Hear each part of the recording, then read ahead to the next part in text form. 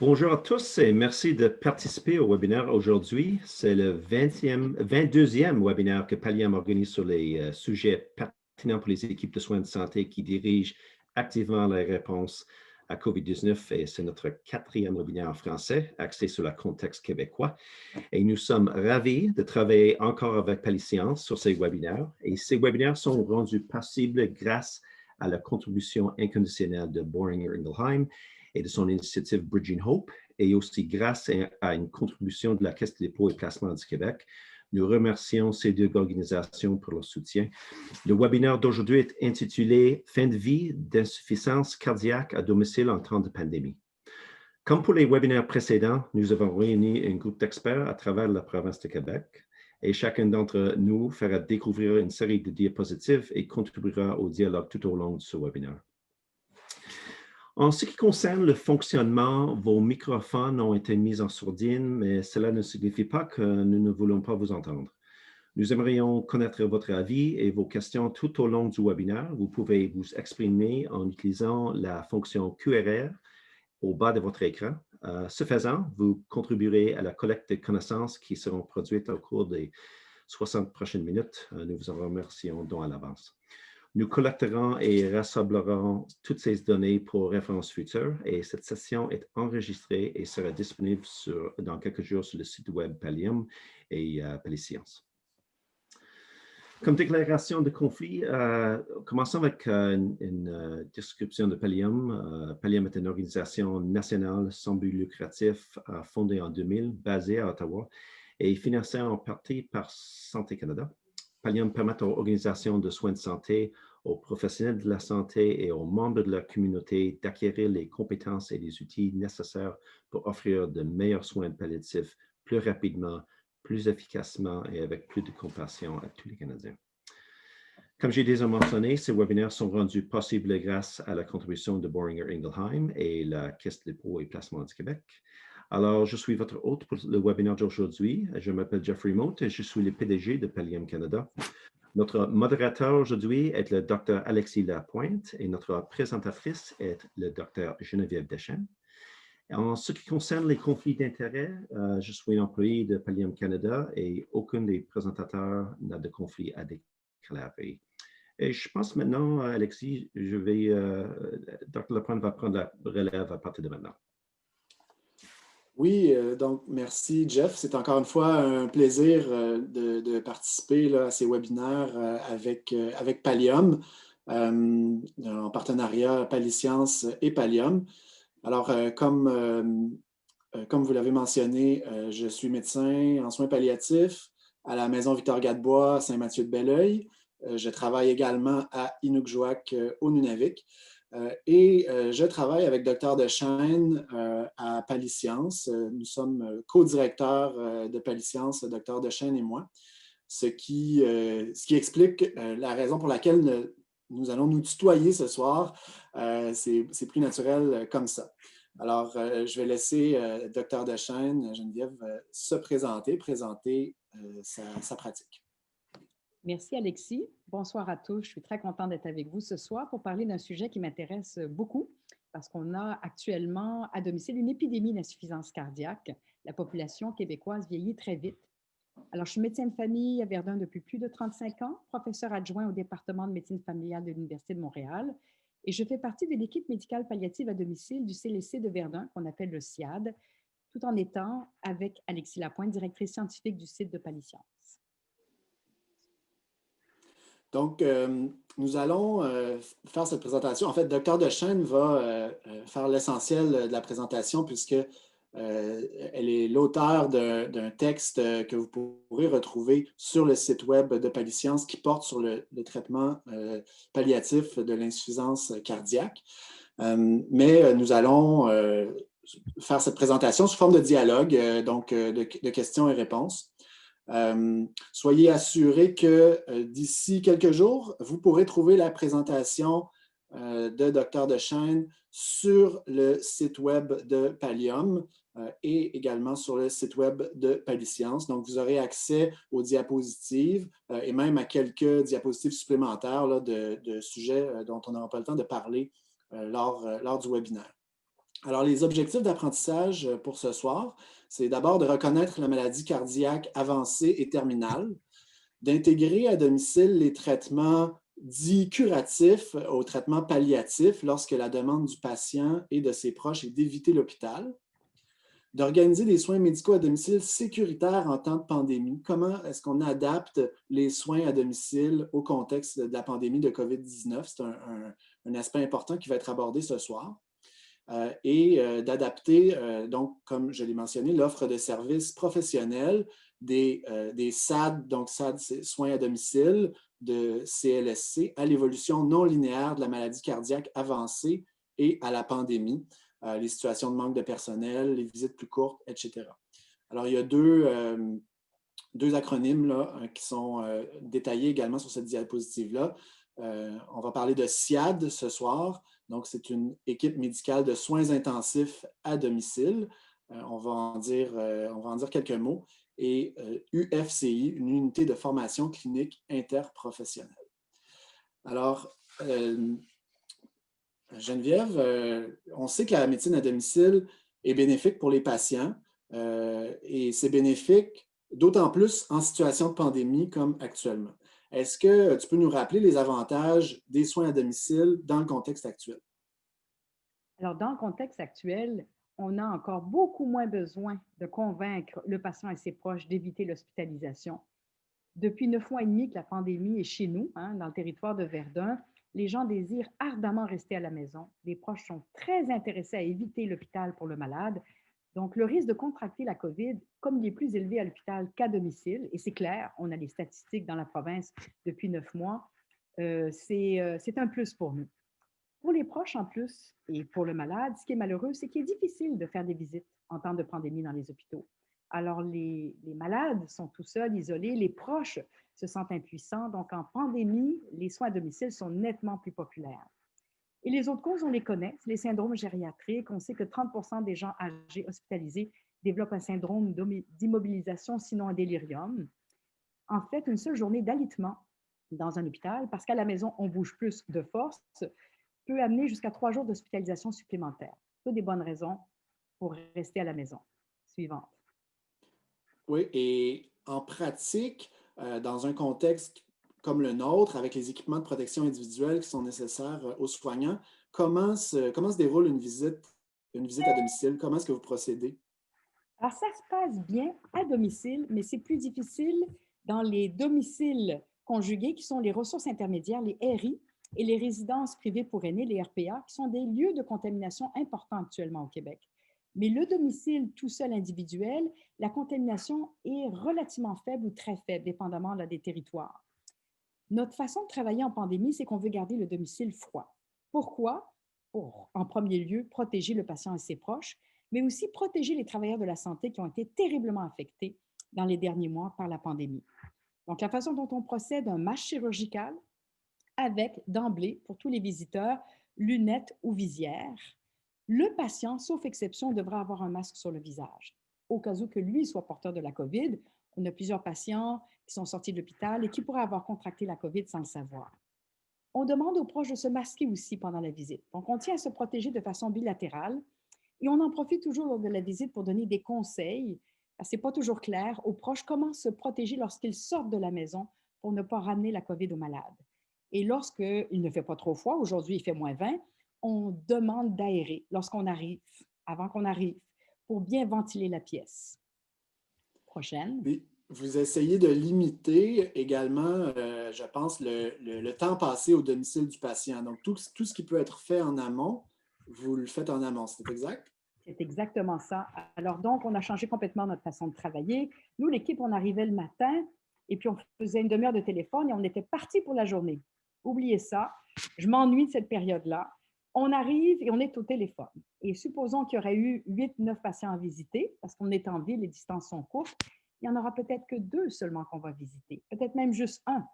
Tout se fait par téléphone. Même les patients que l'on va visiter en personne vont être questionnés d'avance parce qu'on le sait, la COVID, lorsqu'on est dans un espace clos, si on est présent moins que 15 minutes, le risque de transmission est vraiment réduit de façon considérable. Donc, questionnaire au téléphone et on n'amène que ce qui se désinfecte facilement. Moi, j'ai dans mon auto des petits sacs avec des stéthoscopes Chipette, j'en ai acheté 3, des saturomètres Chipette, j'en ai acheté 3, et des stylos. J'ai mes petits sacs de visite à domicile avec du matériel pas de qualité, mais donc je ne vais pas réutiliser d'une maison à l'autre. Sinon, j'aurais à désinfecter. On ne rentre pas l'ordinateur. Difficile de désinfecter un ordinateur. On finira notre note en revenant au CLSC. Les stigmos, oubliez ça. Le velcro, très difficile à désinfecter. Je sais que les infirmières font des visites avec les stigmos, mais pas les médecins. On essaie de l'éviter. Et la totalité ou presque de nos patients, on leur demande de s'équiper, d'acheter l'appareil et sont formidables. Je vais y revenir tout à l'heure, mais les proches sont des proches partenaires. Ils achètent des stigmos, ils achètent des saturaux, ils prennent la saturation, les signes vitaux, ils nous envoient même par courriel les signes vitaux pour les insuffisants cardiaques avec le poids, c'est formidable. Donc, ce sont des partenaires de nos soins. Vous savez, l'ordinateur, on ne l'amène pas, mais pas de dossier médical électronique à domicile, c'est un non. On doit avoir un DME, on doit avoir le dossier du patient sur le dossier médical électronique parce qu'on est comme en CHSLD, comme en longue durée.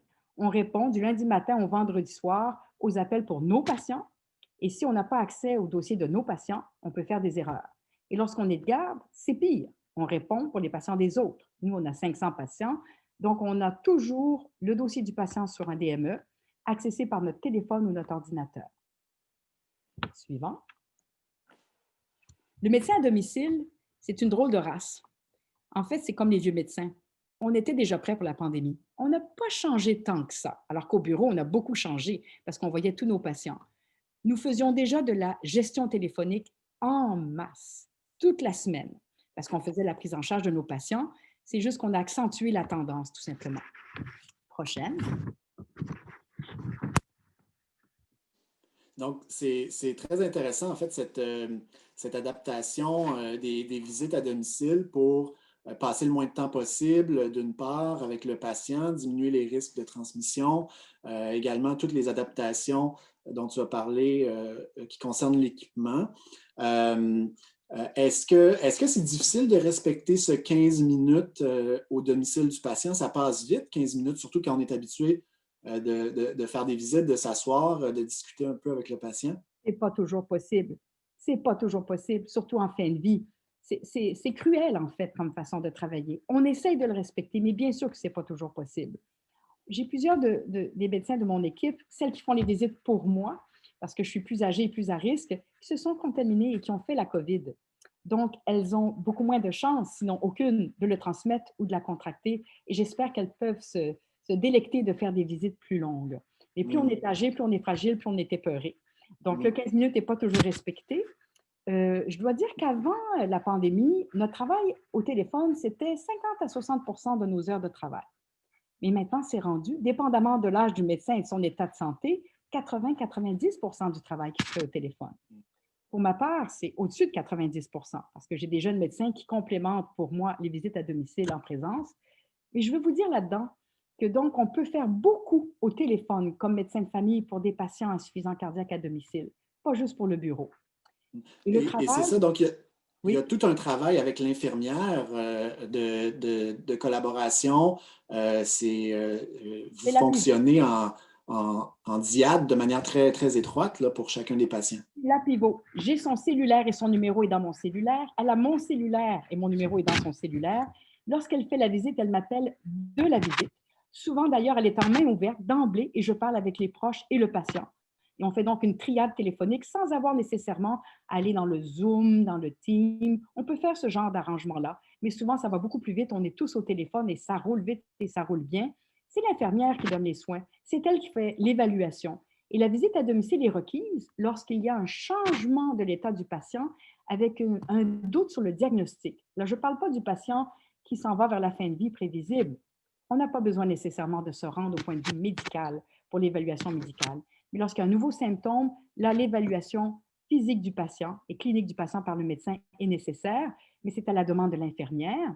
Et nous, on garde à domicile un dossier, qui n'est pas un dossier légal, où chacun met une petite note. C'est intéressant. Parlez-nous un peu du rôle que les différents médecins jouent dans l'équipe, c'est-à-dire qu'avec la pandémie, vous avez divisé les rôles selon selon les niveaux de risque des médecins, finalement, si les médecins plus âgés ou avec des maladies chroniques s'exposent moins, mais participent tout de même aux soins à domicile. Comment est-ce que vous fonctionnez? Alors, sur la prochaine diapositive, ce qu'on voit ici, c'est qu'on a augmenté nos effectifs un peu, mais grâce au Dr Gaillardès, notre chef d'équipe, elle a mis en place un système hyper efficace, surtout lorsque les jeunes médecins sont en RI ou en RPA et peuvent faire 12-15 visites dans la même demi-journée lorsqu'il y a une éclosion. Tout va vite. Il y a un médecin qui reste sur place au CLSC ou même chez lui et qui est le médecin scribe, qui prend les notes, alors que l'autre médecin est sur place, en équipement, et va d'une chambre à l'autre dans la résidence pour personnes âgées et fait les notes. Elle fait plus que les notes, le médecin scribe. Elle essaye de dépanner le plus possible le médecin qui est sur la route, donc appeler les proches, remplir les papiers de niveau de soins pour les faire envoyer tout de suite à la résidence, faire les prescriptions de pompes, de morphine, de dilodide lorsque la fin de vie est imminente. Donc, on débroussaille, on rentre le DSQ, la médication, on rentre les laboratoires, l'imagerie, ce qui fait que quand le médecin revient de sa visite, le dossier est le plus complet possible parce qu'elle a fait la visite dans la zone chaude, donc on la dépanne comme ça. Tout le monde peut être utile dans une équipe SIAD à domicile, même des médecins plus âgés comme moi qui ne peuvent pas avoir des patients. On fait du téléphone, on peut travailler de nombreuses heures et on rend service au système de santé. C'est vraiment très intéressant, cette manière de fonctionner. Ça a été développé avec la pandémie. C'est la nécessité de la pandémie qui vous a amené à être créatif puis à développer ce fonctionnement? Tout à fait. Et je reviens au Dr Evelyne Gaillardès, notre chef d'équipe. Et si vous allez sur Paliscience dans l'onglet COVID, vous allez voir avec Dr Royer-Perron, elles ont élaboré des outils et des gabarits de soins palliatifs à domicile fabuleux qui sont basés entre autres sur la diade du médecin scribe et du médecin dans la zone chaude. Très intéressant. Alors, donc, parle-nous un peu, Geneviève, de l'économie de moyens, en fait, du domicile, c'est-à-dire qu'on fait de la médecine. Finalement, c'est une manière de faire de la médecine qui existe depuis longtemps. C'est la base. C'est de mon temps. C'est de mon temps. Moi, j'ai 64 ans bientôt, c'est de mon temps. Vous savez, dans mon temps, quand le scan est arrivé, j'étais déjà en pratique, ils appelaient ça un taco à Québec. Et je vois des vieux docteurs de mon âge qui encore parlent des tacos. C'est trop cute. Alors, nous, on apprenait parce qu'on n'avait pas trop le choix. Il y avait la radiographie, il y avait un peu d'écho, mais pas aussi bien qu'aujourd'hui. On questionnait. On faisait un examen physique, les prises de sang, laboratoire. On peut tout faire ça à domicile. Et les hypothèses diagnostiques qui sont validées cliniquement par des essais thérapeutiques. Alors, c'est comme ça qu'on travaille à domicile. Et je vais vous dire, la jeune génération dont tu fais partie, Alexis, vous êtes passionnés par ce sens clinique-là. Et c'est tellement agréable de travailler avec vous parce que vous vous détachez de la résonance, du scan, de l'échographie qu'on ne peut pas avoir à la maison et vous arrivez avec un sens clinique et vous nous amenez, on va en parler tout à l'heure, l'échographie portable. Effectivement, c'est intéressant. Les machines d'échographie portables sont de plus en plus petites, donc de plus en plus portables. Il y a même des sondes qui se branchent directement sur le téléphone cellulaire. On peut penser que dans un avenir pas si lointain, ça pourra être utilisé. Ça l'est en fait probablement déjà là, en médecine à domicile.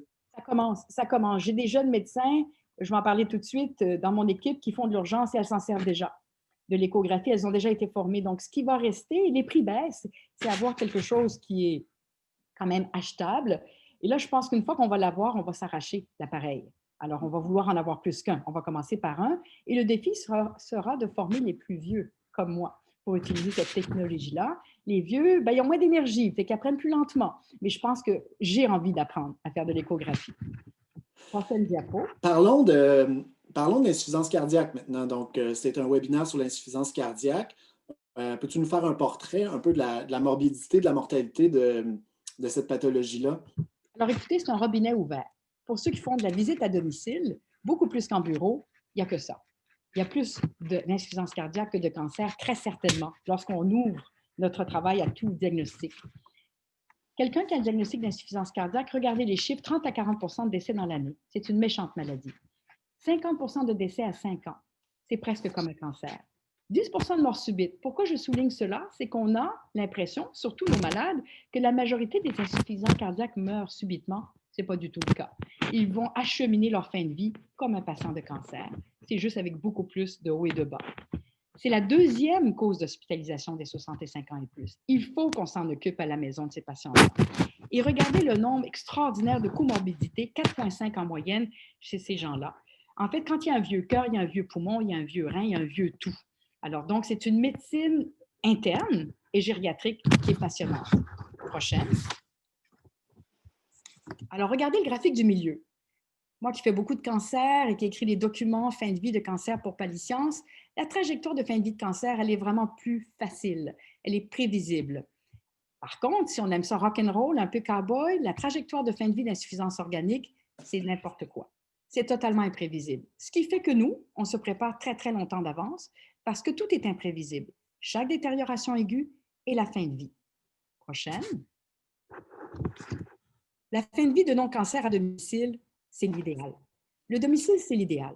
C'est là que les Québécois veulent être. On a des données statistiques qui nous montrent que 75% des gens, dans leur dernière année de vie, ne veulent pas être placés ou aller à l'hôpital. Il y a un contact privilégié de l'équipe soignante avec le patient et ses proches. Et c'est quand on fait la visite à domicile qu'on comprend ce qui fait la qualité de vie pour lui. C'est là qu'on comprend ce qu'il fait, qu'il a envie de vivre ou de ne plus vivre. Ce que j'aime beaucoup à domicile, c'est le calme. C'est silencieux. Une fois qu'on a fait fermer la radio et la télévision, c'est très calme. Il y a une intimité qui permet d'aller beaucoup plus profondément dans le contact avec le patient. Et les économies sont démontrées parce que c'est une pratique qui est en cours depuis 25-30 ans en Occident, ailleurs qu'au Québec. Les trajectoires de soins sont 2 fois moins coûteuses. Prochaine. Très intéressant. Parlez-nous un peu maintenant du modèle de soins à domicile que vous avez mis sur pied à Verdun. C'est le modèle, en fait, que le ministère a accepté en 2017 suite au forum soins à domicile et qui a été officialisé avec la FMOQ et le ministère en 2018, donc depuis plus de 2 ans. Ils ont choisi d'appeler SIAD les équipes médicales à domicile qui font essentiellement des soins intensifs. Le mot intensif réfère tout simplement à une disponibilité 24 heures, 7 jours de téléphone. On n'est pas du tout des intensivistes de grâce, là, modestes. On fait juste de la médecine de famille, mais 24/7, ce n'est pas la même chose que de voir son patient tout seul et de ne pas être rejoignable le soir ou la fin de semaine lorsqu'il détériore. Alors, on est un groupe de médecins qui prennent en charge un groupe de patients. Et quand le SIAD est en place, on fonctionne comme en longue durée, en CHSLD. Chacun a ses patients et répond toute la semaine à son téléphone pour les appels des infirmières pour nos patients. Si une de mes consoeurs a travaillé de nuit à l'urgence et qu'elle dort dans la journée, le médecin de garde répondra à sa place tout simplement. Et dès qu'on a un SIAD, il y a 19 UFCI qui ont été créés par l'Université de Montréal, unité clinique de formation interprofessionnelle. Nos résidents de médecine familiale passent 2 à 4 semaines avec nous de façon intensive aux côtés de nos infirmières et de nos médecins en faisant des visites de patients comme ceux dont on parle. Ils adorent ça. Et on va parler maintenant du SAD aigu. Dès que vous avez un service SIAD, vous pouvez rajouter 2 infirmières temps plein, prochaine diapositive, qui vont s'appeler du SAD aigu. Le SAD aigu, c'est une économie fabuleuse pour un CLSC. 60% et plus des patients visités par les infirmières n'auront pas besoin d'aller à l'hôpital. C'est des infirmières qui répondent le jour même, justement pour des cas d'insuffisance cardiaque avec une surcharge. Pourquoi on a besoin du SAD aigu? C'est que l'infirmière pivot qui a un caseload énorme de 60-70 patients est rarement capable de se déplacer dans l'heure alors qu'elle est débordée et qu'elle a une route pleine pour visiter le patient qui vient d'appeler parce qu'il est essoufflé. Et c'est là que le SAD aigu est appelé. Et ce sont des infirmières, des ex-filles d'urgence et de triage à l'urgence qui sont habituées de voir des cas de surcharge et qui savent comment faire le triage rapidement des cas qui peuvent rester à la maison ou aller à l'hôpital. Donc, c'est un profil gériatrique avec un problème de santé aigu. Les patients sont visités en urgence. Quand le médecin de famille est rejoignable, en GMF, c'est malheureusement rarement le cas. C'est lui qui est appelé en premier. Sinon, nous, on prend la relève. Prochaine. Et voilà ce que ça peut faire. Une évaluation rehaussée. Nos infirmières de CLSC demandent souvent l'infirmière du SAD aigu parce que dans ce genre de situation-là, elles sont meilleures. C'est leur expertise. Donc, un transfert de connaissances entre infirmières. Elles administrent des antibiotiques intraveineux. La ciftriaxone, 1 gramme intraveineux chaque jour, ça couvre pas mal de sites infectieux. C'est très pratique. Ça évite beaucoup d'hospitalisations. Elles administrent des diurétiques intraveineux, des protocoles de détresse palliatifs aux besoins. Elles font des bilans sanguins et urinaires en urgence, hydratent s'il le faut intraveineux, posent la sonde en urgence. C'est toutes des situations pour lesquelles, malheureusement, nos patients, sinon, iraient aux urgences. Et on a un corridor de service de radiographie et pour éliminer les thrombophlébite. Prochaine. Les patients qu'on suit à domicile, ce n'est pas ceux qu'on suit au bureau. Au bureau, on suit les cas légers, ceux qui sont capables de venir nous voir facilement, même lorsqu'ils vont moins bien. À domicile, les cas qu'on va visiter, c'est les cas qui ne peuvent plus sortir de chez eux quand ils sont en détérioration. Ils sont moins mobiles, sont très essoufflés, sont très fatigués. Notre clientèle classique, c'est des gens qui ont fait une couple de séjours aux urgences et même des fois des hospitalisations. Ces gens-là ont besoin d'un suivi 24/7 médical et infirmier à domicile. Et on va en reparler plusieurs fois, mais les soins terminaux en insuffisance cardiaque, ça peut arriver n'importe quand. Il faut toujours être prêt et donc toujours retravailler le niveau de soins avec ces patients. Et donc, cette plus grande imprévisibilité, Geneviève, dont on parle avec l'insuffisance cardiaque, ça se traduit par une distinction moins nette entre le palliatif et le curatif. Est-ce que c'est exact? Donc, quand on parle de soins palliatifs d'insuffisance cardiaque, en fait, c'est un peu un abus de langage parce que le palliatif et le curatif sont toujours imbriqués. Complètement. En insuffisance cardiaque, un peu comme en MPOC, complètement. On n'arrêtera pas les traitements de l'insuffisance cardiaque tous ensemble, sauf si le patient dit « là, je suis tanné, je veux mourir ». Et quand vous arrêtez tout, vous êtes mieux d'être prêt, ça ne sera pas long, 2-3 jours et le patient sera parti. Mais sinon, la plupart des patients, même très malades d'insuffisance cardiaque, lorsqu'on les suit de proche, on leur donne une meilleure qualité de vie, on leur donne le goût de vivre et donc ils veulent continuer à vivre, voir leurs enfants, leurs petits-enfants. Donc, on est en traitement actif et ce qui est très intéressant, pas pour le patient, mais pour le médecin, c'est que c'est des traitements de pointe. Hein? Quand on est rendu au stade 4 de la New York Heart Association, pensez pas que vous allez faire une prescription qui va durer 3 mois. Ça change tout le temps parce qu'une insuffisance cardiaque, ça évolue sans cesse, ça ne fait que détériorer. Prochaine. Tout ce qu'on fait, nous, là-dedans, c'est qu'on vise le confort. On n'a pas de pronostic. Il m'est arrivé de visiter un patient le lundi qui était décédé le lendemain, le mardi. Il m'est arrivé de partir des soins palliatifs chez des patientes très, très atteintes qui ont survécu 3 ans. Alors, il faut juste relaxer, suivre le courant et y aller avec ce qu'on fait le mieux possible. Suivante. Il faut repérer nos patients en insuffisance cardiaque sévère, savoir, comme j'ai dit tout à l'heure, que tous peuvent mourir n'importe quand et en parler doucement, gentiment, mais régulièrement. Ce qui n'est pas toujours possible quand les gens sont suivis en clinique externe de cardiologie. Les cardiologues ont un grand volume de patients. Ils ne voient pas ce que nous, on voit à domicile. Donc, il faut préparer le patient à ses proches. Sinon, la fin de vie d'insuffisance cardiaque sera une catastrophe au lieu d'être une fin de vie douce, calme et sereine. On sait que les patients, la majorité, veulent rester à domicile. On peut leur offrir, s'ils le désirent, de les suivre jusqu'au décès. Et quand on les prend en amont, on a le temps d'établir un lien de confiance, ce qui fait que lorsqu'on va annoncer la fin de vie, on sera cru. Prochaine. Donc, on doit discuter d'avance, ne pas attendre à la dernière minute et savoir que les patients en insuffisance cardiaque ont peur. Ils ont peur de mourir, mais les proches ont peur de les voir mourir. Alors, il faut dédramatiser cette crainte que l'insuffisant cardiaque va mourir subitement et que madame va se réveiller le matin avec un corps froid à côté d'elle. C'est pas comme ça. Les arrêts cardiaques sont rares. Les malades ont peur d'épuiser leurs proches. Vous allez être surpris de ce que je vais vous dire, mais à domicile, la majorité des familles demandent moins de services. Ils nous trouvent envahissants. On voudrait offrir plus d'aide à domicile. Non, c'est pas la peine. On va bien. Donc, les proches sont fatigués, ils travaillent fort, mais il ne faut pas croire que les CLSC négligent leur insuffisance cardiaque. On essaie toujours de doser notre aide à domicile pour ne pas les déborder. Les patients ont peur de souffrir s'ils ne sont pas hospitalisés. On leur explique rapidement que ce sont les mêmes traitements. Beaucoup maintenant, avec la pandémie, ont peur d'être hospitalisés et de mourir seuls. On leur dit, écoutez, tant que possible, on vous garde à la maison. Voici le numéro 24/7. Appelez-nous d'abord avant de faire le 911. Ils ont peur, ceux qui l'ont vécu, d'avoir une réanimation. C'est le moment de retravailler le niveau de soins. Suivante. Il y a des questions à poser. Tout simple, progressivement, mais il faut les poser. Est-ce que vous aimeriez savoir l'évolution de votre maladie? Parce que c'est une maladie qui va détériorer dans le temps et qui peut détériorer très vite. Est-ce que vous aimeriez savoir quels sont les traitements, si vous étiez hospitalisé, qui vous seraient proposés et lesquels vous seraient peut-être futiles ou même inutiles?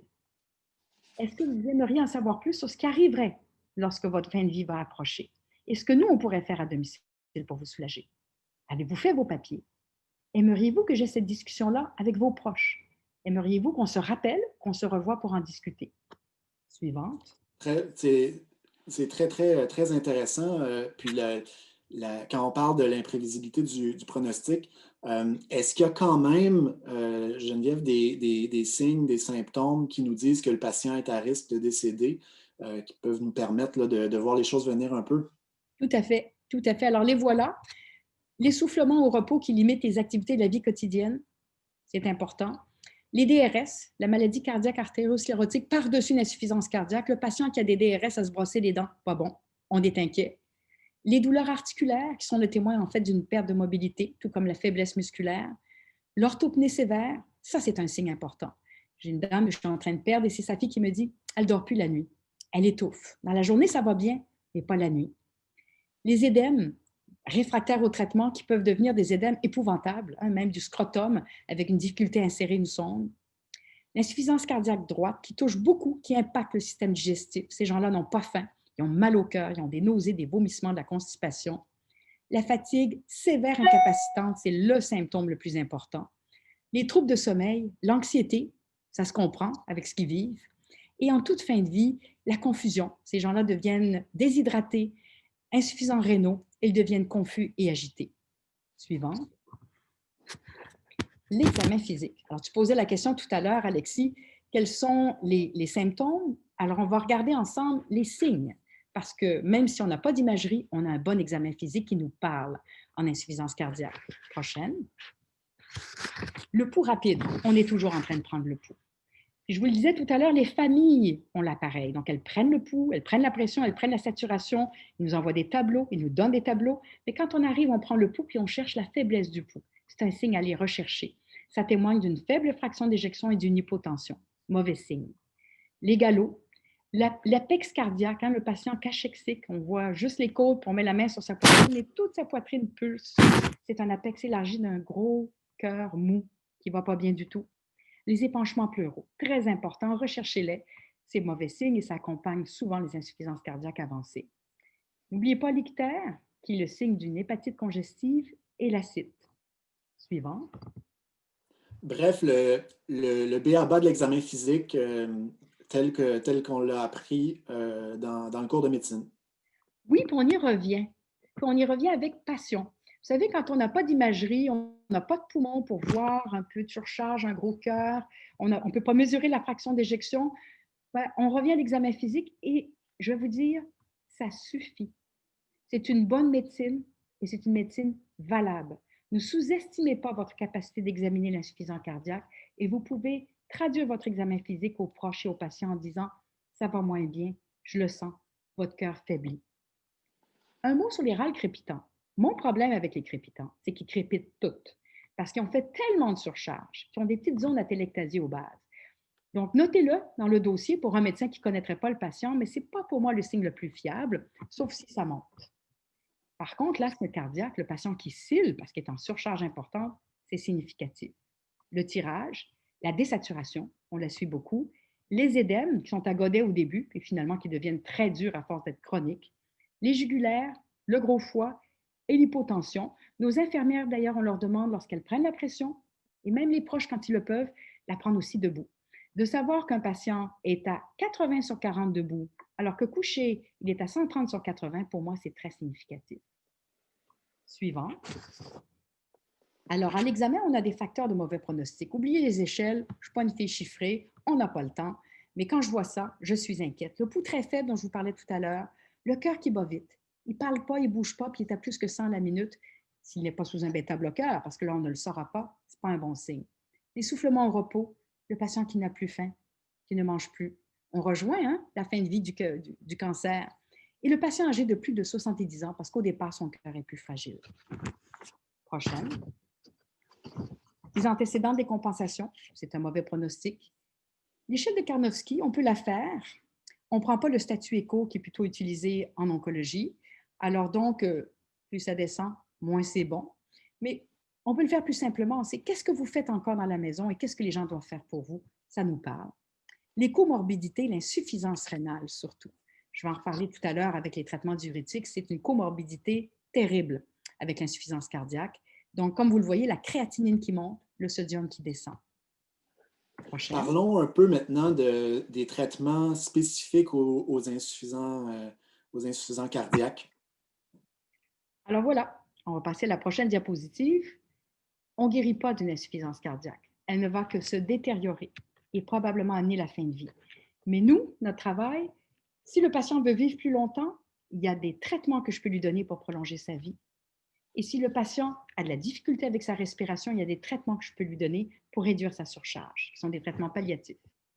Un mot sur le BNP. Tu avais une question sur ça, hein, Alexis? Oui, effectivement. Est-ce que c'est un test que vous avez tendance à demander là, systématiquement à tous vos patients, pour les nouveaux patients, pour ceux qui sont décompensés? Comment est-ce que vous utilisez ce test-là à domicile? Alors, on sait que le BNP, ce n'est pas un test diagnostique. On sait qu'il n'est pas spécifique, mais on s'en sert pas mal à domicile. Hein? Étant donné qu'on n'a pas d'imagerie, on se sert du BNP dans deux situations. Alors, le patient que je ne connais pas, je suis de garde au SAD aigu, l'infirmière visite à domicile, le patient d'un autre médecin en GMF, je ne le connais pas, j'aimerais avoir un BNP s'il est essoufflé pour m'aider à aller du côté dyspnée cardiaque versus dyspnée non cardiaque. Ça, c'est le premier cas. Le deuxième cas, c'est mon patient ou celui de mon équipe qui est insuffisant cardiaque connu. J'aimerais avoir un BNP de base et j'aimerais le suivre lors des détériorations parce que je suis capable, évidemment, vous savez, le BNP, ça bouge lentement, hein, sur plusieurs jours, mais de voir le BNP monter, surtout si je maximise mon traitement, je sais que ça va moins bien et je peux préparer une fin de vie ou rajuster mon traitement. Donc oui, on s'en sert du BNP à domicile, abondamment. Donc, à la fois comme élément diagnostique et comme élément pronostic aussi. Oui, tout à fait. Oui. Prochaine diapositive. Merci. Alors, même si la condition est très sévère, il y a des traitements qu'on va repasser ensemble, des traitements très actifs. Vous savez, en oncologie, quand il n'y a plus de chimiothérapie, quand il n'y a plus de radiothérapie, il y a beaucoup moins de changements de traitement. On n'en est qu'au traitement palliatif. Avec l'insuffisance cardiaque, on va jouer toujours sur les deux tableaux. Suivante. Ça, c'est compliqué à domicile. Mon Dieu, que j'ai envie des médecins hospitaliers. Le plateau est servi, on a le contrôle. C'est pas comme ça à la maison. Les plats chinois qui sont livrés, la pizza, on en a pris 2 pointes, et qu'on aime les olives, puis les condiments, la moutarde, le ketchup, les soupes achetées toutes faites parce que l'épouse est fatiguée, il y a du sel partout, partout dans la diète nord-américaine. Alors, quand le patient décompense, c'est la première chose à vérifier et à répéter avec l'aide de l'infirmière, une nutritionniste si vous l'avez. Et la restriction hydrique, le monsieur, il dit oui, je ne bois pas plus que 1,2, 1,5 litres, mais il prend 6 bières le soir. Il faut tout compter, monsieur, même la bière. Donc, on essaie de contrôler la quantité de liquide et de sel. C'est très important. Ce n'est pas du tout futile. Juste avec ça, ma prescription peut fonctionner. Suivante. Ici, on parle des traitements pharmacologiques maintenant. Alors, c'est la triade, la fameuse triade. Pour une raison que j'ignore, dans mon territoire à Verdun, la triade est incomplète. Alors, je vous explique. Il y a 3 médicaments de front à donner en même temps. Traitement de base. Un IECA, sinon un ARA, un bêta-bloqueur et un ARN, essentiellement l'aldactone. Prochaine. Cette trithérapie-là, il faut la maximiser. On la monte tant que tolérée aux doses maximales possibles. Pourquoi? Parce qu'elle réduit la mortalité. Je ne compte plus dans les dernières années des patients qui m'arrivent surchargés, perte de contrôle complet de l'insuffisance cardiaque, souvent même référés pour mort à domicile d'insuffisance cardiaque, ils n'ont pas d'aldactone. Dans mon territoire, ils n'ont pas d'aldactone. Je ne comprends pas pourquoi. Et là, je commence des petites doses d'aldactone, 25. Un quart de comprimé, un demi-comprimé, le miracle. J'ai une patiente qui a survécu 3 ans de plus, juste parce que j'ai prescrit l'aldactone. On l'oublie toujours, l'aldactone, parce qu'on a peur du potassium. Mais on peut faire des prises de sang à domicile. Alors, même quand on a une bonne insuffisance rénale, d'abord, on arrête les suppléments de potassium, on fait des prises de sang, on coupe les fruits, les bananes, les jus de fruits, les sources de potassium alimentaires, et on peut aller longtemps avec de l'aldactone, et ça aide beaucoup un patient qui désire vivre plus longtemps. Suivante. Les autres molécules. Les autres molécules, ça va vous surprendre ce que je vais vous dire. C'est palliatif. Tout ce qu'on donne après, ce n'est pas curatif, dans le sens que je ne vais pas prolonger la survie du patient quand je vais lui donner du Lasix ou du Zaroxolin. C'est palliatif, pour qu'il ait moins d'eau, moins d'eau dans les poumons, moins d'eau dans son corps. Donc, le Lasix, le furosémide, diurétique de l'anse dont on se sert toujours, Zaroxolin à domicile qui nous dépanne fabuleusement, plus rarement alpha-bloqueur, dérivé nitré, et je vais en parler tout à l'heure, de l'Entresto. Prochaine diapositive. Les diurétiques. Alors, ils aident pour réduire les symptômes congestifs. Entre 20 à 120 mg par jour. Et attention, quand on le divise, moi, à partir de 80, j'aime bien diviser en 2 doses. La deuxième dose ne devrait pas être le soir si vous voulez que le patient dorme au lieu d'aller faire pipi. Donc, une demi-dose ou un 3/4 de dose le matin. Et le reste de la dose le midi, c'est le standard en insuffisance cardiaque. Si on est rendu à 120, 160 mg de furosémide, donc 80 BID par exemple, on pourrait rajouter du Zaroxolin. Et le Zaroxolin est très puissant, tellement puissant que chez nos patients, on fait des prises de sang régulièrement. Attention là, on n'est pas à l'hôpital. Ce n'est pas nécessairement tous les jours et c'est certainement pas 2 fois par jour.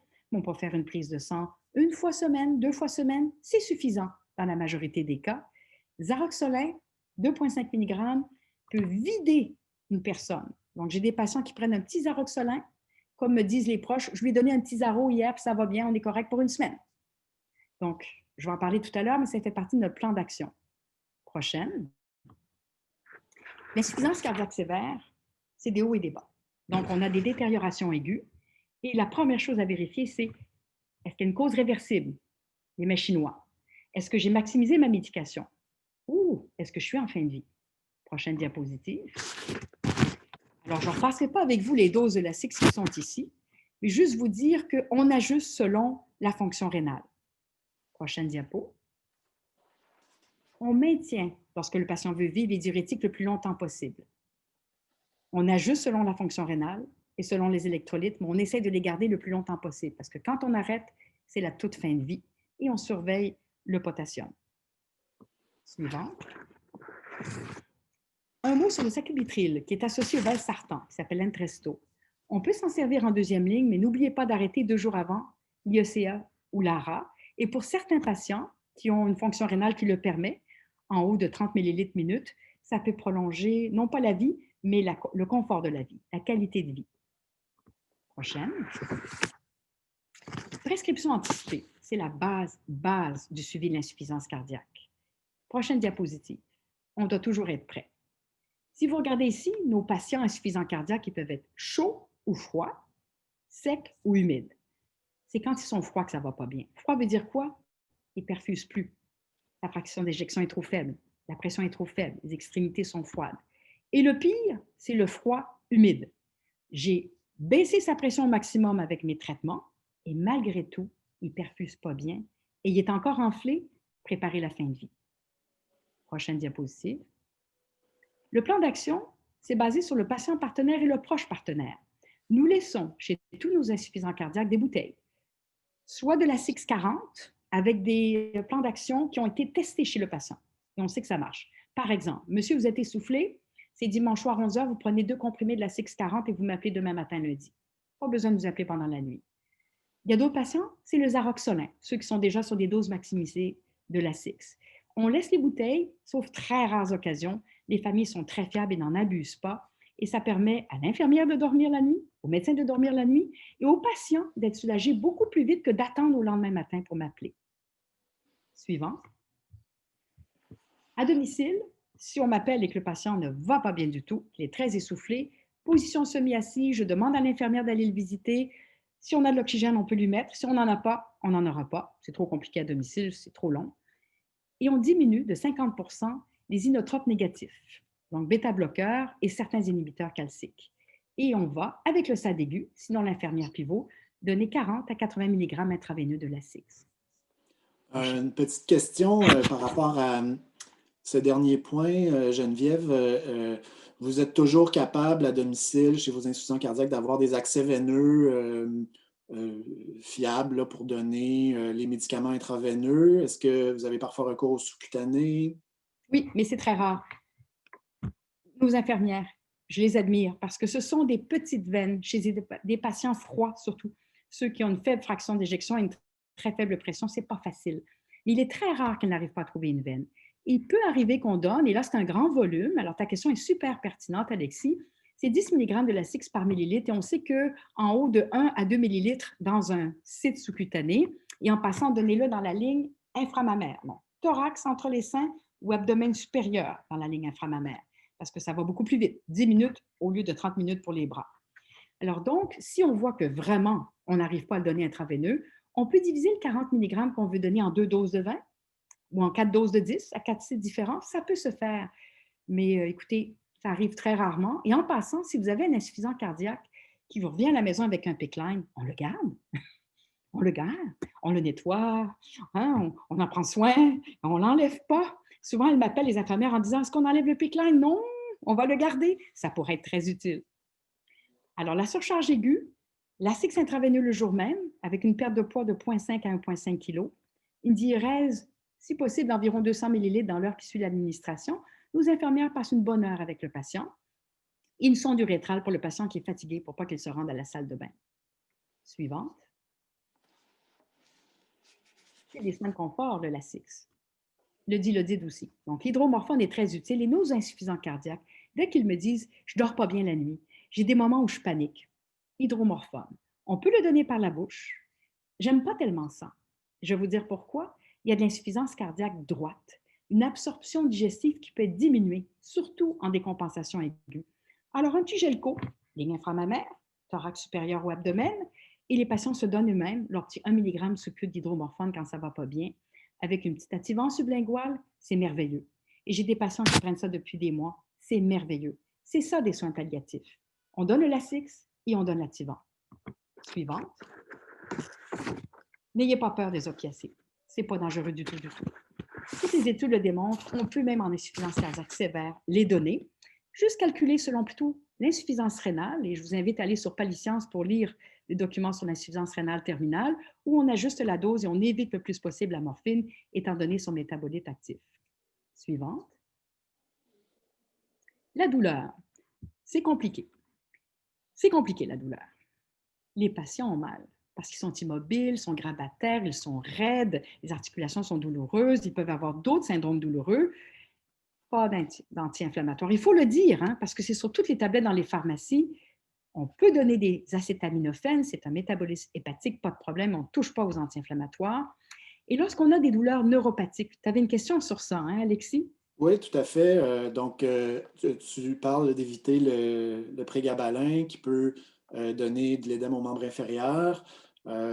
Les antidépresseurs tricycliques, de les éviter également à cause des effets anticholinergiques. Donc, quelle molécule à ce moment-là privilégies-tu chez les patients qui ont des douleurs neuropathiques et qui sont insuffisants cardiaques?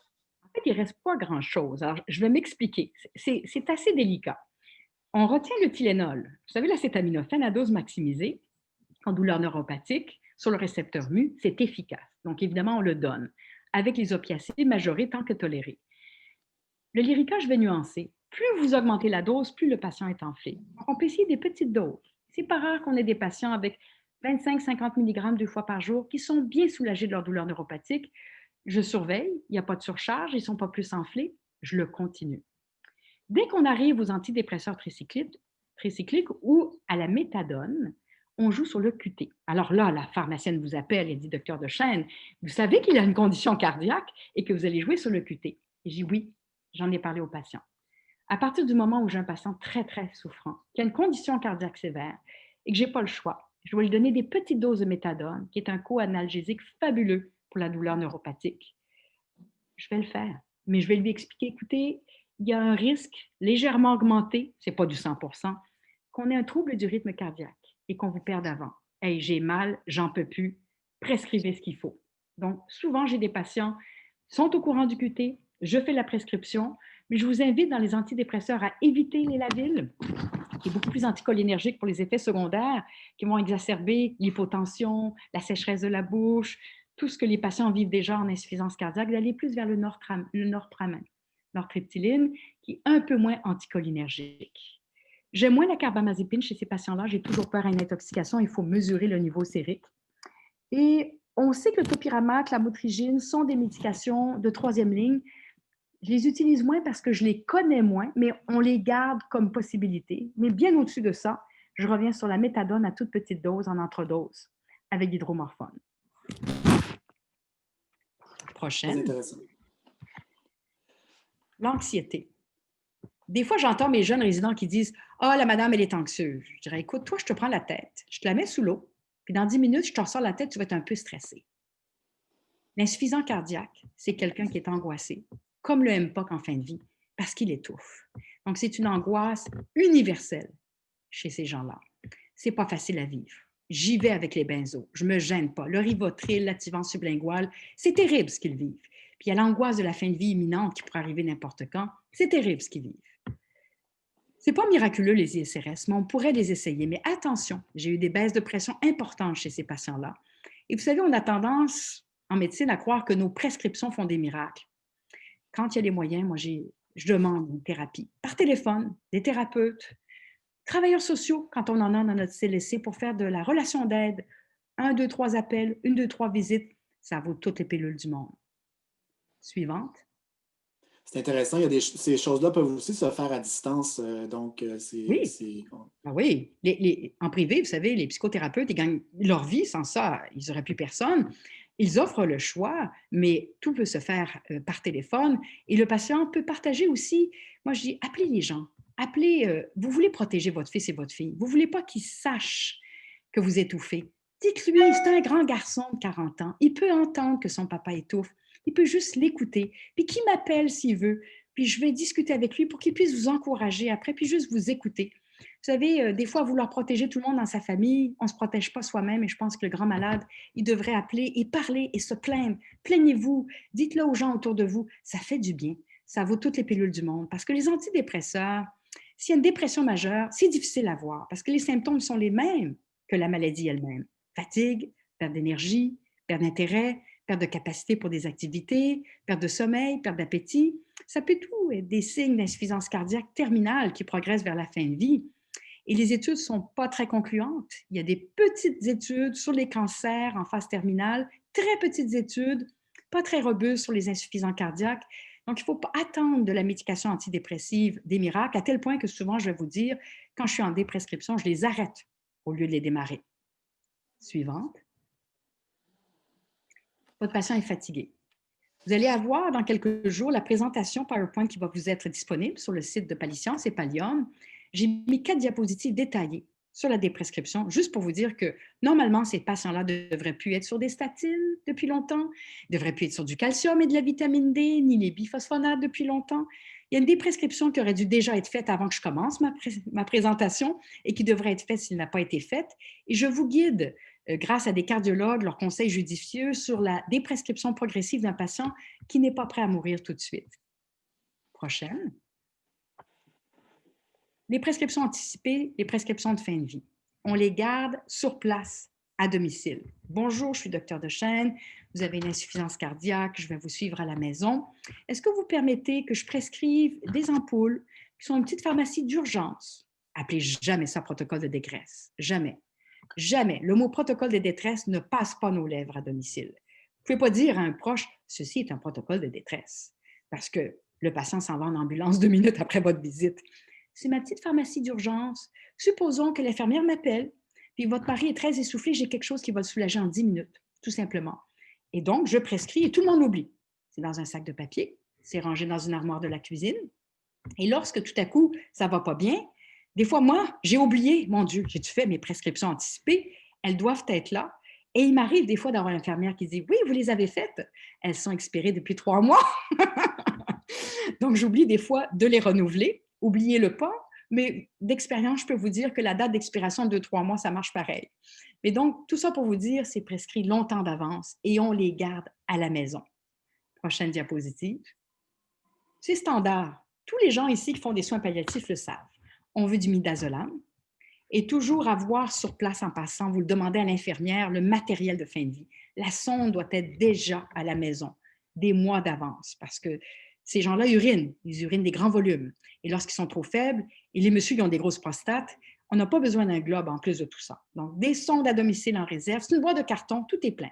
Il y a des seringues, il y a plein de gelco. Nous, c'est les gelco qu'on aime bien, hein? Pas les papillons, parce que c'est un petit cathéter souple. Sur le thorax, ça ne dérange pas du tout. Et donc, les ampoules qui sont disponibles à la maison en grande quantité, ce n'est pas de grâce 5 ampoules de chaque, parce que je ne ferai pas le 24 heures, puis c'est dimanche matin.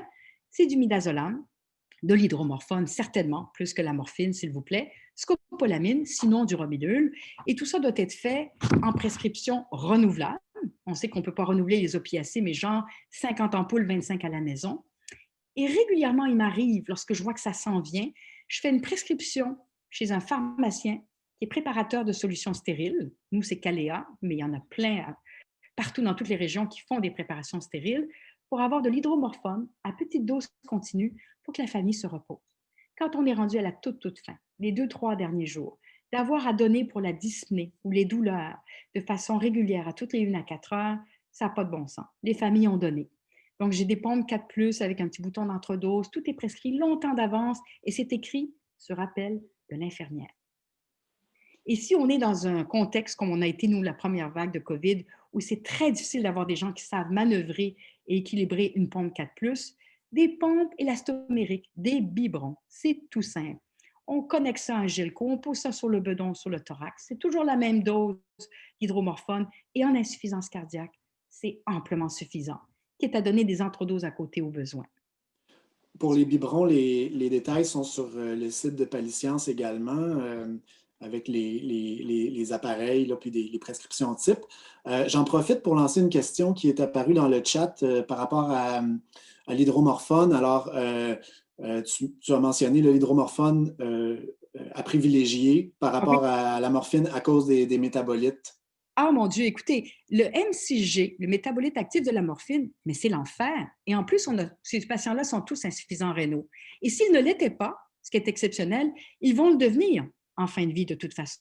Il y aura un shutdown rénal. Ils vont accumuler le M6G. Et là, les myoclonies, les tremblements dans le lit, c'est terrible, c'est terrible. L'agitation, la confusion, c'est terrible. J'aime pas la morphine. Alors, quand je peux l'éviter, surtout pour ce type de patients-là, je ne parle pas d'un jeune qui a une autre condition qu'une insuffisance cardiaque. Un jeune qui a un problème de cancer, c'est autre chose. Là, dans cette clientèle-là, qui est âgée la plupart du temps et qui a une fonction rénale qui est précaire, sinon très diminuée, absolument. C'est l'hydromorphone, sinon l'hydromorphone, ou en troisième lieu, l'hydromorphone. C'est vraiment mon premier choix. Et d'ailleurs, dans les gabarits, vous allez le voir, on a toujours mis là, sur Paliscience, dans l'onglet COVID, que tout le monde peut accéder facilement. Vous allez voir, c'est toujours notre numéro 1 qui revient. Alors, je me permets de peut-être donner 2 messages clés avant qu'on passe aux questions. On a déjà quelques questions, puis on va avoir du temps pour les questions, donc c'est parfait. Alors, on a bien vu, suite à cette excellente présentation, Geneviève, qui n'était pas nécessaire d'hospitaliser un patient en fin de vie d'insuffisance cardiaque si les équipes à domicile, et là, le point est important, s'il y a des équipes à domicile qui comportent des médecins et des infirmières expérimentés en fin de vie, en milieu de vie, qui acceptent de répondre au téléphone 24/7, d'une part. Et d'autre part, les secrets du suivi à domicile, si on a bien préparé la médication, les prescriptions anticipées, de voir venir les choses, les pompes sous-cutanées continues, les injections intermittentes. Et à ce moment-là, le patient sera soulagé sans délai lorsque la crise aiguë surviendra, même si elle survient le dimanche soir ou la nuit, en fait. Donc, à toute heure du jour ou de la nuit. Est-ce que je peux rajouter, Alexis, juste quelque chose dans cette conclusion-là? C'est qu'on est en fait dans un SIAD, dans une équipe médicale en CLSC 24 heures, on est comme un médecin en CHSLD. On a nos patients à nous qu'on suit. Et donc, c'est d'accepter l'esclavage. Mais bon, quand on est passionné de ce qu'on fait, et je sais que les médecins de CHSLD le sont aussi, on répond pour son patient. Lorsqu'une infirmière visite mon patient le mardi à 2 heures de l'après-midi et qu'il a pris 4 livres depuis hier, qui est plus essoufflé, moi, j'apprécie avoir l'appel et je peux régler en 3 minutes. C'est mon patient, je le connais. Bon, écoute, on a déjà un plan d'action, tu ouvres la bouteille. Ah, tu n'es pas l'infirmière pivot. Regarde à la deuxième armoire de la cuisine, donne-lui tout de suite 2 Lasix 40, puis demain, tu fais une prise de sang, tu le repèses, tu me rappelles. C'est fini, l'appel est déjà terminé. Alors donc, le fait que le médecin traitant fasse de la prise en charge longitudinale, personnalisée, c'est de la médecine de famille. Hein? Et c'est ça qui marche. Alors, ça me permet de lancer peut-être une question à ce sujet-là qui a été posée dans la section questions-réponses. Comment articulez-vous les soins entre le médecin traitant qui est en GMF et l'équipe de SIAD? Est-ce que les médecins de GMF ont accès au SAD aigu dans votre territoire? Merci pour cette excellente question. En fait, ce sont pour les médecins de GMF que le SAD aigu a été créé. Pour les patients suivis déjà par notre équipe, on a moins besoin souvent de faire recours à eux parce qu'on suit ces patients de façon régulière avec les infirmières pivots. Donc, le service de SAD aigu, les 3/4, la majorité de leurs patients, ce n'est pas connu de nous, ce sont des patients qui détériorent, qui sont suivis en GMF. Et le lien est très agréable avec les médecins GMF. Lorsque le médecin n'est pas disponible, on va dépanner cette journée-là, mais quand il est disponible, nous, on fait juste dire à l'infirmière, donne-lui mon cellulaire s'il y a des questions. Parce que vous savez, moi, j'ai des médecins qui font beaucoup d'obstétrique et de pédiatrie. Ouf, l'insuffisance cardiaque, ce n'est pas leur tasse de thé. Donc, l'infirmière les appelle en disant, écoutez, si vous le désirez, voilà le cellulaire de Dr. Dechaine qu'il garde aujourd'hui au SAD aigu. On peut faire ça. Si le médecin n'est pas du tout rejoignable cette journée-là, je fais ma note dans mon DME, je l'imprime et je lui envoie le jour même. Appel de SAD aigu, l'infirmière aussi va envoyer sa note en passant, j'envoie la mienne et n'hésitez pas à faire appel à nous. Et l'infirmière aussi fait le même genre de note avec le numéro de téléphone et c'est le médecin de famille ensuite qui nous appelle. Lorsque son patient va avoir une autre détérioration, c'est lui qui reçoit l'appel de son patient et qui va tout de suite dire « Oh, je vous envoie le SAD aigu ». Donc, le lien est très agréable et il arrive, c'est pas rare, lorsque le patient va vraiment pas bien, que le médecin nous dise « Écoute, je peux-tu vous le transférer ?» Donc, c'est vraiment... c'est un beau continuum de soins. Alors, comme on parle du SAD aigu et du SIAD, il y a une question de Mélodie Bouchard. Est-ce que vous avez un exemple d'une équipe SIAD qui a été établie en région éloignée? Elle est au Lac-Saint-Jean. Non, je n'en ai pas. Depuis que la CAQ est au pouvoir depuis 2 ans, on a vécu des revers épouvantables. Les SIAD allaient tous s'implanter dans toutes les CLSC il y a 2 ans, en 2018. Et pour une raison que j'ignore, Mme McCann a signé avec Dr. Godin une limite de 3 à 7 jours au suivi médical des médecins en SIAD. Nous, on continue à Verdun et j'encourage tous les gens à mettre sur pied un SIAD et pas tenir compte du 3 à 7 jours qui est dans les règlements du SIAD, mais je vois que ça a découragé la plupart des équipes avec qui j'étais et nous travaillons très, très fort pour que cette signature de Mme McCann et surtout du Dr. Godin, avec qui nous avons des difficultés depuis longtemps, soit retirée. Le 3 à 7 jours pour suivre un insuffisant cardiaque, c'est un non-sens. L'opinion du Dr. Godin, c'est qu'une fois qu'on l'a vu, on n'a plus besoin d'y retourner, on le désinscrit, on le retourne à son médecin de famille. Je pense qu'avec la présentation que je viens de vous faire, vous comprenez que ce n'est pas réaliste. La réalité de l'insuffisant cardiaque en fin de vie, c'est qu'il a besoin d'un suivi d'une équipe 24/7, médicale et infirmière, jusqu'à la fin. Et je vous invite tous, chacun dans vos territoires, à appeler votre fédération et leur demander de faire sauter cette limite de 3 à 7 jours qui nous a fait perdre tant d'équipes qui allaient se mettre en place il y a 2 ans. Merci de nous aider.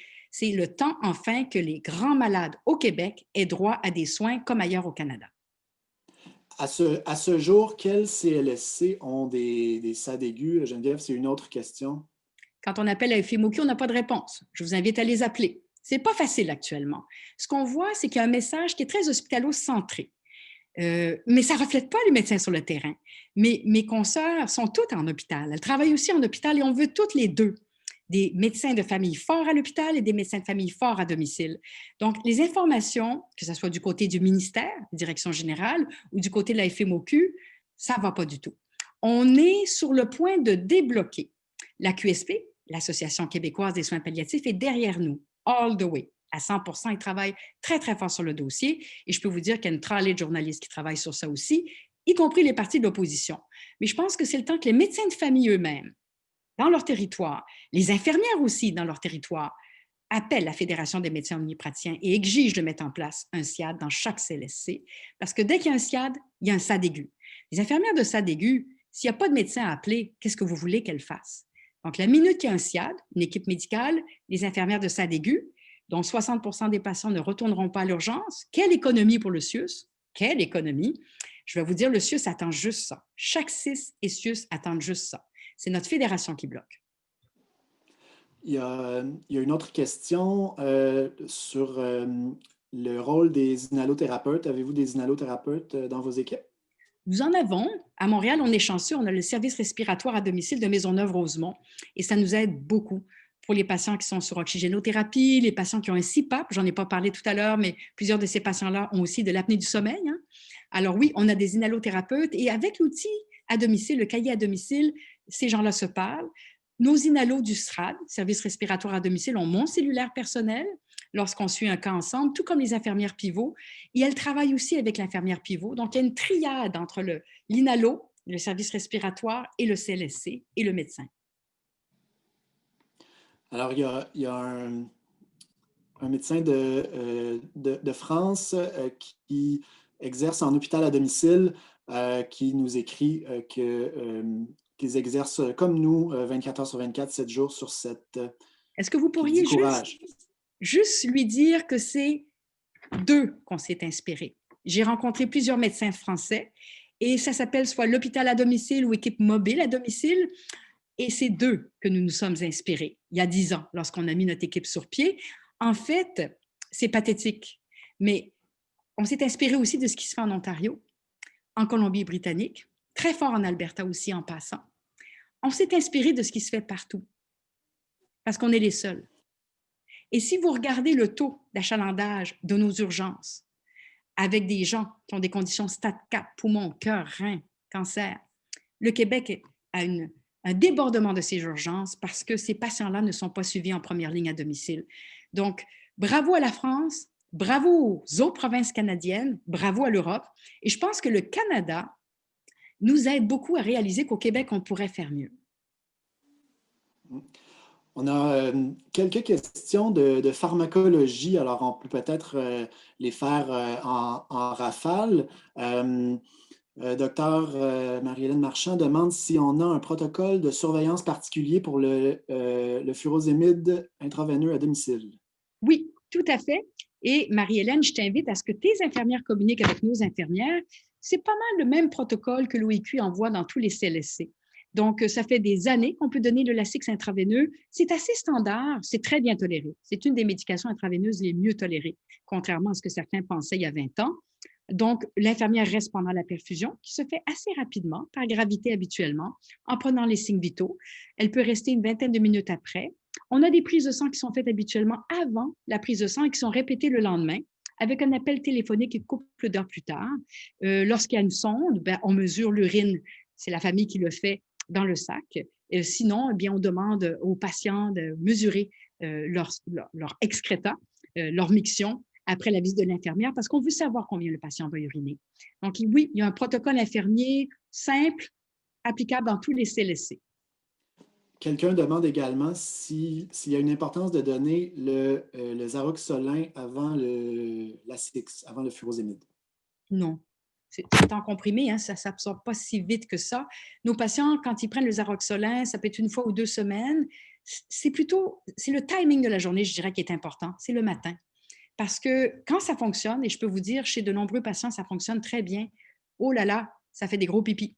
Donc, ils passent leur temps à la salle de bain. Ils ne sont pas toujours de bonne humeur. Hein? Ils urinent des fois aux 30 minutes pour 3-4 heures. Donc, il ne faut pas le donner en fin de journée, si possible, si on veut que le patient et ses proches dorment. C'est plutôt une médication qu'on donne le matin. Un autre intervenant mentionne avoir lu des publications sur l'utilisation de la milrinone en communauté. Est-ce que c'est quelque chose qui se produit à l'occasion chez vous? Alors, c'est là que vous voyez, je ne suis que médecin de famille et non pas cardiologue. Je ne l'ai jamais utilisé. Je suis désolée, tout à fait désolée. Ça serait une question pour le cardiologue ou un médecin de famille qui le fait à domicile et je serais très curieuse d'avoir la réponse. Alors, je ne sais pas comment je pourrais avoir cette réponse-là, mais ça m'intéresse. Quelqu'un pourra nous écrire s'il a une expérience là, avec l'utilisation de ce médicament en communauté, à domicile. Merci.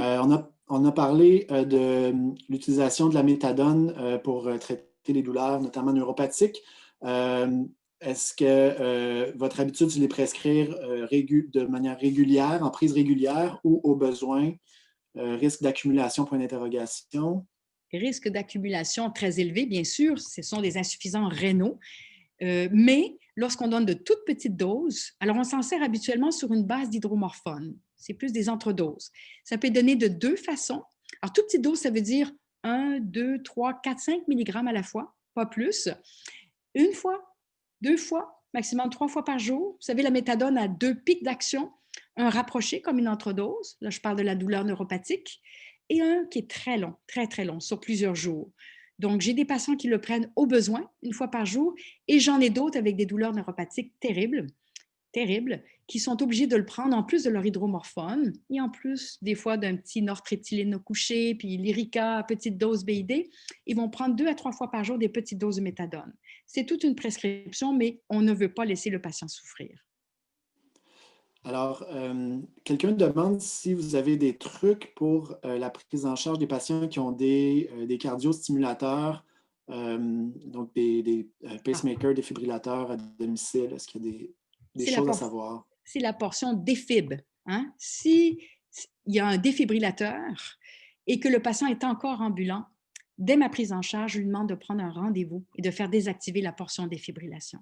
C'est une très bonne question parce que c'est désagréable ce sautillement-là, hein, ce mouvement de sautillement-là. C'est s'il y a une portion défibrillateur. Mais attention, ce n'est pas si dramatique. On a beaucoup de patients, lorsqu'on les prend en charge, qui ne sortent plus de chez eux. Ils ne sortent même plus pour faire un poumon, encore moins pour aller voir un cardiologue dans la clinique de pacemaker. Donc, à ce moment-là, on vit avec l'idée que le patient pourrait avoir des petits soubresauts de son thorax.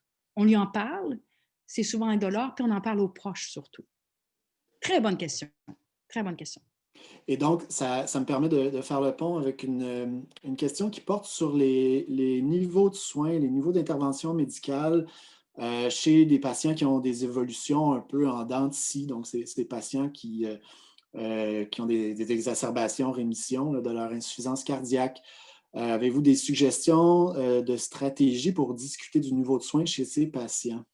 Ça aussi, c'est une excellente question. Et surtout, ne soyez pas découragés. Vous faites votre première visite, ils sont niveau A. Il faut comprendre, ils ont vécu 3 hospitalisations, 6 visites à l'urgence avec toutes les bébelles, les machines. Ils veulent vivre et souvent, on ne leur a jamais dit que c'était une maladie terminale. On ne leur a jamais donné leur véritable pronostic. Donc, on part d'un niveau A, c'est notre première discussion, on le suit, on espère avoir le temps d'en reparler et on le fait. Les infirmières le font et nous, on le fait. Et on le fait régulièrement et on évolue vers le B, le C, le D. Et on doit toujours recadrer. Vous savez, ce n'est pas parce que vous n'êtes pas cardiologue que vous ne pouvez pas recadrer les attentes. Écoutez, vous avez une insuffisance rénale, vous êtes âgé, vous êtes MPOC, votre cœur, il n'y a plus de pompe. L'intubation chez vous, le risque de pouvoir vous ressortir de l'hôpital, de vous désextuber, et si vous avez une trachéo de la fermer, ça ne regarde pas bien. Il y a très peu de chances que ça se passe bien.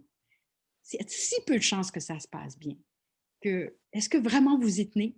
Si vous y tenez, c'est parfait, on reste à un niveau A de soins, mais il y a très peu de chances que ça se passe bien. Et ça risque d'être pour vous, parce que la fin de vie s'en vient. Vous n'allez pas bien du tout. Votre cœur est fini. Hein? Il y a tout ça pour les gars. Là, j'ai des termes de garage, de vieux chars, d'automobile. Puis là, il cale, puis il redémarre. À un moment donné, il va caler, puis il ne redémarrera pas. On essaye d'avoir le vocabulaire pour faire comprendre qu'à un moment donné, c'est fini. Des fois, je le fais devant les proches et des fois, je le fais séparer des proches parce que c'est trop pour les proches. On les travaille à côté.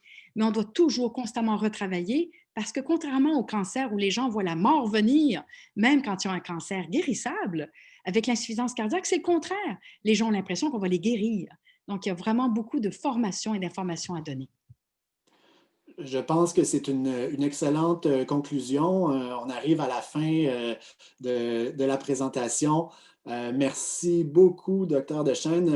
Malheureusement, on n'a pas le temps de répondre à toutes les questions là, qui surviennent, mais le fait qu'il y ait toutes ces questions témoigne du grand intérêt et du grand besoin de cette présentation. Je vous invite à aller sur Paliscience parce que toutes vos questions, ou presque, sauf celles d'ordre organisationnel, sont répondues, excusez-moi l'anglicisme, dans le document Fin de vie d'insuffisance cardiaque sur Paliscience. Et j'en profite pour remercier Alexis.